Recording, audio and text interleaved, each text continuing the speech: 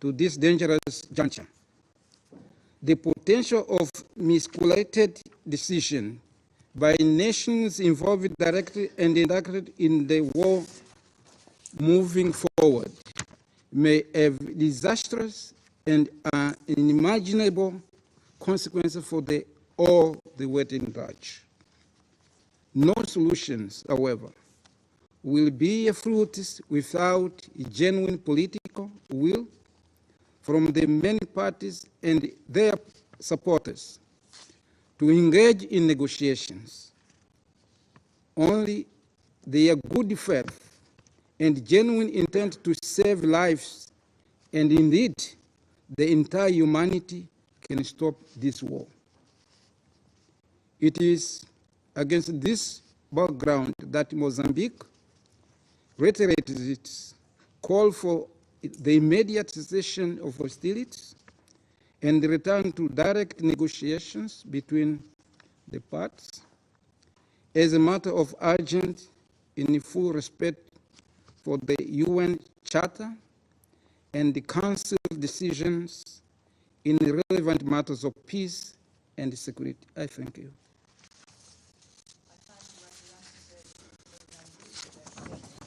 I give the floor to the representative of Brazil. Thank you, Madam President. I thank USD Carlo for the update on the impacts of the conflict on the Ukrainian population. We deeply regret the thousands of deaths officially recorded by the Office of the High Representative for Human Rights since February 2022 and deplore the continuing destruction of Ukraine's civilian infrastructure. Brazil extends its solidarity to the families of the victims and reaffirms its support for Ukraine's sovereignty and territorial integrity. We share the disappointment of others with the absence of dialogue between the parties and the insistence on the pursuit of a military solution. We are concerned about the intensification of fighting along the front lines and the placement of nuclear weapons in a non-nuclear weapon state.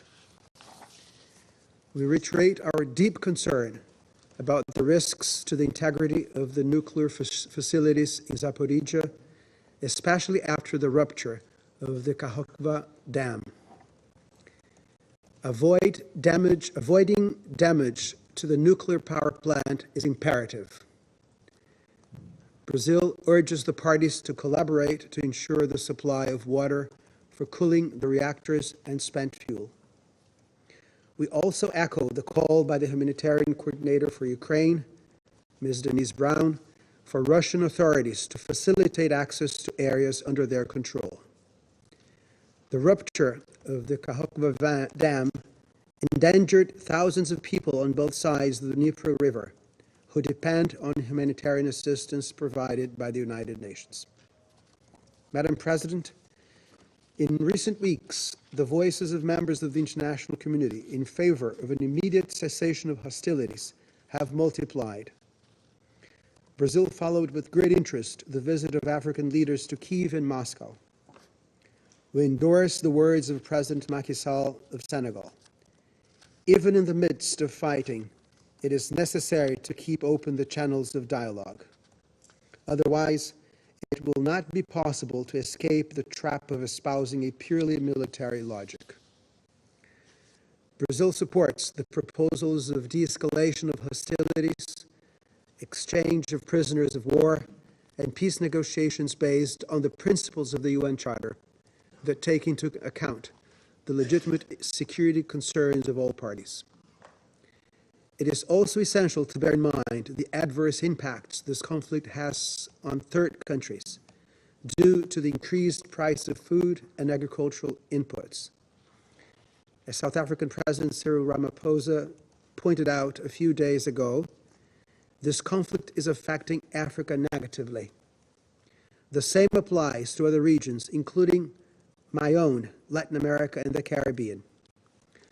Due consideration must be given to calls for normalization of the grain and fertilizer trade.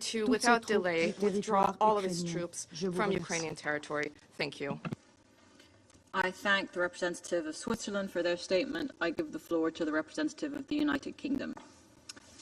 Thank you, President, and thank you, Secretary General De Carlo, for your briefing. It's nearly 500 days since Russia's illegal and barbaric full-scale invasion of Ukraine. Let's again take stock of its impacts. Russia's airstrikes have reduced towns and cities to rubble.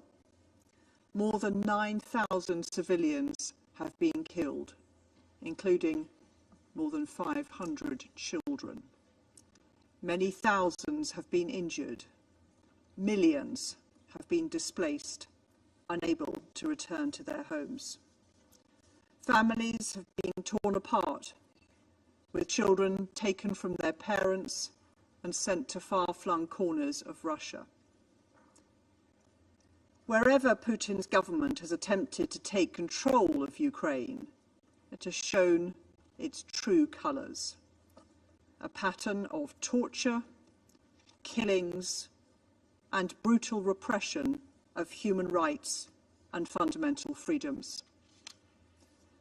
Last week, Russia rejected pleas from the United Nations to assist those in desperate need in the aftermath of the catastrophic destruction of the Kakhovka Dam. President, this is a war of choice for President Putin. He has shown contempt and disregard for Russia's obligations under the UN Charter. He is indifferent to the cost to Ukrainians, to Russians, and to the world. He fires missiles at Kyiv, even as world leaders visit Moscow, seeking to build peace. He supplies his armies from UN-sanctioned states like Iran and DPRK, further undermining global security. He continues to hold the world's food to ransom by holding up grain shipments under the Black Sea Grain Initiative.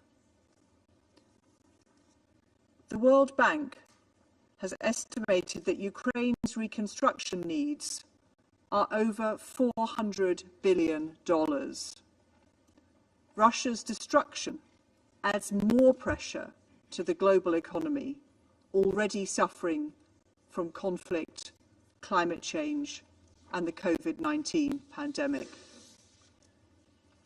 The world needs peace, but Ukraine will never have peace while Russian forces remain on its territory. So we call on Russia to withdraw its forces from Ukraine and end this illegal war of aggression.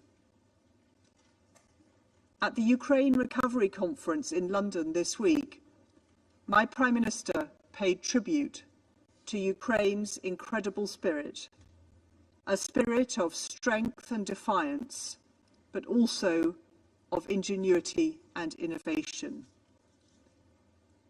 We will stand with the people of Ukraine for as long as it takes for them to win a just and sustained peace that respects Ukraine's sovereignty and territorial integrity in line with the UN Charter.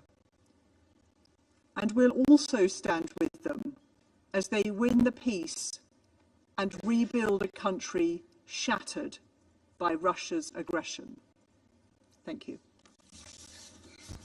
I thank the representative of the United Kingdom for their statement. I give the floor to the representative of Gabon. Merci, Madame la Présidente. Thank you, Je Madam remercie la President. I secrétaire wish to générale adjointe thank Rosemary Under-Secretary DiCarlo. General Rosemary DiCarlo. Madame la Présidente, Madam la President, violence meurtrière et les the souffrances bloody humaines violence and human demeurent suffering insoutenables remain avec les unsustainable combats qui with s'intensifient the en Ukraine, fighting which is growing ever et more ce, en intense in dépit des Ukraine. initiatives de This paix is occurring in spite of portées the notamment peace par des chefs initiatives d'État africains adopted by African heads dont of l'objectif state.